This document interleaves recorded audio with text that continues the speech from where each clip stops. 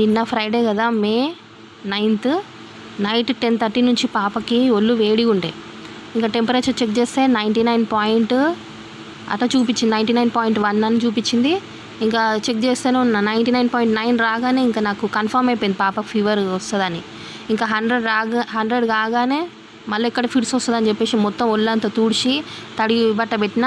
Night 2 o'clockకి set అయింది అమ్మాయికి, temperature అనేది తగ్గడం జరిగింది. ఇక May 10th సాటర్డే, ఇవాళ పొద్దున 8 గంటలకి ఇక వీడు ఉన్నాడు కదా అడ్డగాడిద, 3 సంవత్సరాల నుంచి వీడు మా ఇక్కడనే గ్యాసులు నింపుకుంటా కావాలనే లీక్ చేస్తుండు వాడు. లీక్ చేసుకుంటే నా బిడ్డకి హెల్త్ ఖరాబ్ అయ్యేటట్టు చేస్తుండు వాడు. ఇంటి ముంగట పెద్ద మనిషితో చెప్పిపించిన ఈనాడాడు, పోలీస్ స్టేషన్లో పెట్టిన పోలీసు వాళ్ళు వానికే సపోర్ట్ అయ్యారు. ఇంకా వాడు ఈనాడు, ఇక ఎవడేం బీక్తాడు, నేను ఏం చేసినా నడుస్తుంది అన్నట్టు వాడు 3 సంవత్సరాల నుంచి సతాయిస్తూనే ఉన్నాడు. గ్యాసులు లీక్ చేసుడు, పాప ఇప్పుడు 2 times వామిటింగ్ చేసుకుంది ఆ గ్యాస్ వాసనకి.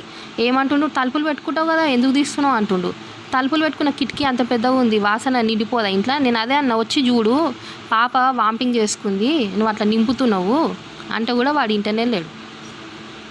వాడు ఈ 3 years నుంచి కంకణం కట్టుకుండు, దారిలో కూర్చోవడము, అటు ఇటు నడవనీయకపోవడం, ఆయన పిల్లం దారిలో కూర్చుండు, ఉచ్చలు పోసుడు, నల్లల మీద ఉంచుడు. నేను ఏది ముట్టుకోవద్దు అనమాట. దారిలో కూడా నిలబడతారు, జరగరు, ఏం లేదు. ఆ షటర్ ముంగడ కూడా ఊసుంటారు. అంటే నేను అటు పోవద్దు, మొత్తం ఏమన్నా అంటే ఇది నా ఇల్లే వెళ్ళిపో అని వాడు అంటుంటాడు. అది చూస్తేనేమో నేనే ఇంటికి కోడలే, నాకే హక్కు ఉందని అంటది. ఏంది ఇది, నా బిడ్డతో ప్రాణాలతోటి నా ప్రాణాలతోని వాడు చెలగాట మాడుతుంది. కానీ వానికి తెలియదు, వాడే ఉంటాడు కదా ఆడ నింపుకుంటా, వాడే ఫస్ట్ వస్తాడని వానికి తెలియదు. వాడు ఏదో మమ్మల్ని చంపుదామని చూస్తుండు గ్యాస్ లీక్ చేసి, కానీ వాడే పీల్చుకొని ఫస్ట్ వాడే వస్తాడు. అది గాలిలో ఉన్నాడు కాబట్టి వానికి అంత వాసన రాదు, వాడు సేఫ్ అవుతుండు. ఈడ ఇంట్లో మొత్తం ఎటు గాలి పోక మేము వాసన పీల్చుకోలేక నేను నా బిడ్డ వస్తున్నాం.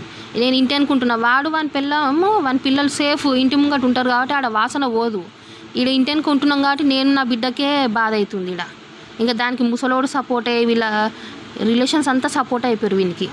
అదే మేము కావాలని నువ్వు చూస్తున్నావు కానీ ఫస్ట్ నువ్వే కాస్తావు. చూడు అది ఎట్లా లీక్ చేస్తా ఉంటావు, అది వాసన ఎంతగానో వస్తుంది ఇంట్లోకి. అది మొత్తం ఇంట్లో నిండిపోతుంది, పోనే పోదు. ఎంత చెప్పినా ఇది చేస్తావు, ఆడ నింపుతే ఏమైంది? నువ్వు ఒకసారి చూద్దా ఇంట్లో వాసన ఎట్లా నిండిపోయిందో, ఇంట్లోకి ఎందుకు వస్తుంది అని మాట్లాడుతున్నావు. ఎంత దూరం ఉంది రూము? ఆ పిల్లకి రాత్రి అంతా జ్వరం ఉన్నది, మళ్ళీ వాంతులు చేసుకుంటుంది, ఇట్లనే నింపుతూనే ఉంటావు.